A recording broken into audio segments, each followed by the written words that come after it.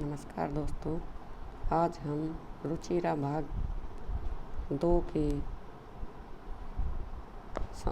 7वीं कक्षा के द्वितीय पाठ है दुर्बुद्धि विनश्यति को पढ़ेंगे। यह ग्रंथ संस्कृत साहित्य के पंचतंत्र से लिया गया है। इसके रचयिता विष्णु शर्मा जी हैं। इस पाठ में सही रास्ते पर चलने के लिए प्रेरित किया गया है। कई बार ऐसे में बोलने पर किस प्रकार नुकसान होता है, इस पाठ में इसके बारे में बताया गया है। और कई बार अच्छे काम के लिए चुप रहना भी लाभदायक होता है। तो अब हम इस पाठ के बारे में पढ़ेंगे। अस्ति मगधदेशे फूलोत्पल नाम सरह। मगध देश में फूलोत्पल नाम का एक तालाब है। तत्र संकट विकट नाम कौ हंसौ निवसते है। वहाँ पर संकट और विकट नाम के 2 हंस रहते हैं। कम्बुग्रीव नामा तयोः मित्रम एकः कुर्मः अपि तत्रैव प्रतिवसति स्म। कम्बुग्रीव नाम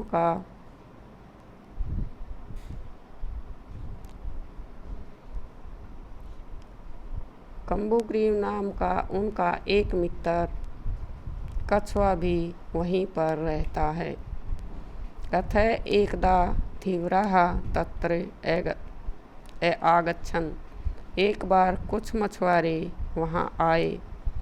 कथयन् च और बोले, वयं स्वे हम कल मत्स्य कुर्मादीने मारिष्यामः। हम कल मछलियाँ और कछुए आदि को मारेंगे। एतत् श्रुत्वा कुर्मः अवदत्। ऐसा सुनकर कछुआ बोला, मित्रे, हे मित्र, किम युवाभ्याम धीवराणाम वार्ताम श्रुता।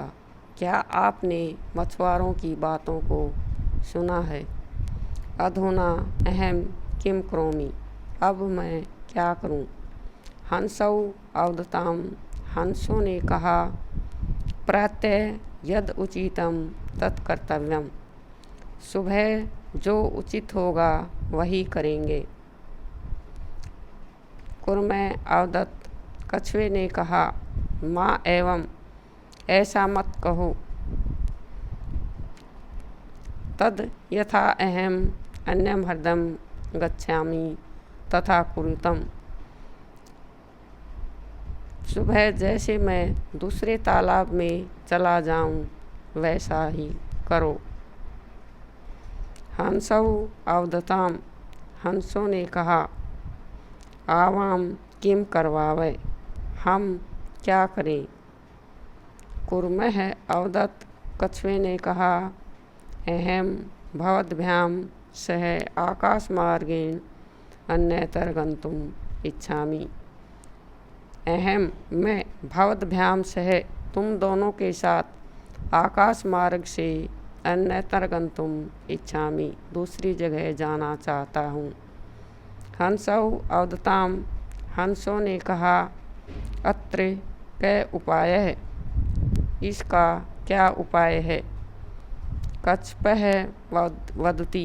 कछुए ने कहा, युवाम काष्ठदंडम एकम चंचवा धार्यताम। तुम दोनों लकड़ी के डंडे को अपनी चोंच में धारण करो। अहम काष्ठदंड मध्ये अवलंब्य जीवाभ्याम पक्षबलेन सुखेन गमिष्यामि। अहम मैं काष्ठदंड मध्य लकड़ी के डंडे के बीच अवलंब्य लटक कर युवाभ्याम तुम दोनों के पंखों के बल से सुखपूर्वक गमिष्यामि सुखपूर्वक चला जाऊंगा। हंसौ एकथ्यताम। हंसों ने कहा, संभवती ऐसा उपाय है। ठीक है यह उपाय। किंतु अत्र एक अपायो अपि वर्तते। परंतु यहाँ पर एक अपाय भी है। आवाभ्याम नियमानं तवामालोक्य जनाः किंचिद उदिष्यन्ति एव। आवाभ्याम हम दोनों के द्वारा ले जाते हुए तुम्हें देखकर लोग कुछ बोलेंगे। यदि तवम उत्तरम दास्यसि तदा तव मरणम निश्चितम। यदि तुम उत्तर दोगे तो तुम्हारा मरना निश्चित है। अतः तवम अत्रैव वस, इसलिए तुम यहीं पर रहो। तत्श्रुत्वा क्रुद्धः कुर्मः एवदत्। ऐसा सुनकर क्रोधित हुए कछुए ने कहा, किम अहम मूर्खः, क्या मैं मूर्ख हूँ? उत्तरम न दास्यामि, उत्तर नहीं दूंगा। किंचिदपि न वदिष्यामि, कुछ भी नहीं बोलूँगा। अतः अहम यथा उक्तवान तथा युवाम कुरुतम। इसलिए मैं जैसा कहूँ तुम वैसा ही करो। एवं कृते काष्ठदंडे लंबमानं कूर्मं दृष्ट्वा गोपालकः पश्चात् अधावन् अवदन् च। एवं कृते, ऐसा करने पर लकड़ी के डंडे से लटकते हुए कछुए को देखकर गोपाल का ग्वाले उसके पीछे दौड़े। अवदन् च, और कहा, हहो, अरे महद आश्चर्यम, कितने आश्चर्य की बात है। हंसाभ्याम सह कुर्मो अपि उड्डीयते। हंसों के साथ कछुआ भी उड़ रहा है। कश्चिद वदति, कुछ बोले, यद अयम कुर्म कथम अपि निपतति तदा अत्रैव पक्त्वा खादिष्यामि।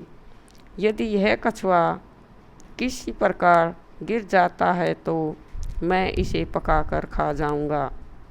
अपरः अवदत्, दूसरे ने कहा, सरस्तीरे दग्ध्वा खादिष्यामि, तालाब के किनारे पकाकर खाऊंगा। अन्यः अकथयत्, दूसरे ने कहा, गृहं नीत्वा भक्षिष्यामि, घर ले जाकर खाऊंगा। तेषां तद्वचनं श्रुत्वा कुर्मः मित्रयोः दत्तं वचनं विस्मृत्य कोपेन अवदत्। उनके द्वारा कहे गए वचनों को भूलकर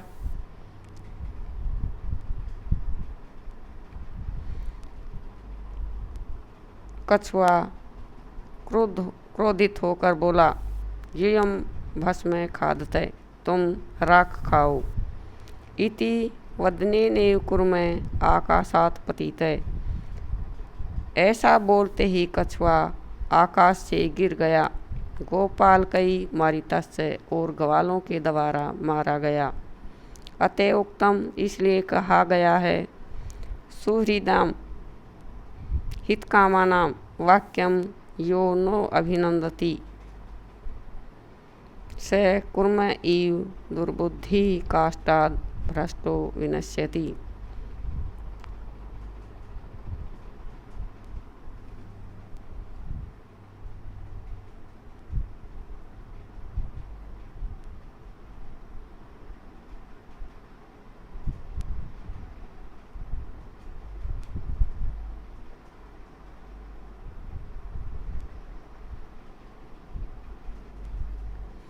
सुहृदाम हितकामानां,